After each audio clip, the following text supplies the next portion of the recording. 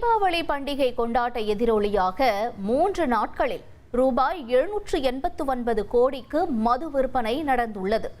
October 18, 19, 20 ஆகிய தேதிகளில் தமிழ்நாட்டில் ரூபாய் 780 கோடி ரூபாய்க்கு மது விற்பனை நடந்திருக்கிறது. அதிலும் 3 நாட்களில் சென்னை மண்டலத்தில் ரூபாய் 158 கோடிக்கு மது விற்பனை நடந்திருக்கிறது.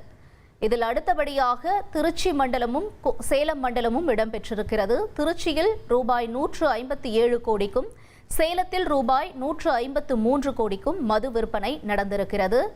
மதுரை மண்டலத்தில் ரூபாய் 170 கோடிக்கும் கோவையில் ரூபாய் 150 கோடிக்கும் மது விற்பனையாக இருப்பதாக தகவல் வெளியாகியிருக்கிறது. ஒட்டுமொத்தமாக தமிழகத்தில் ரூபாய் 789 கோடிக்கு தீபாவளி தினத்தை முன்னிட்டு மது விற்பனையானது நடந்திருக்கிறது. முக்கிய செய்தியாக பார்த்தோம்.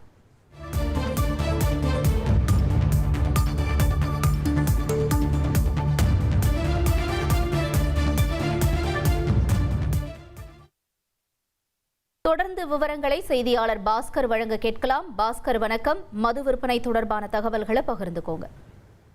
கடந்த 18ஆம் தேதி டாஸ்மாக் கடைகள் மூலமாக 230 கோடிக்கு மது விற்பனையாக இருக்கிறது.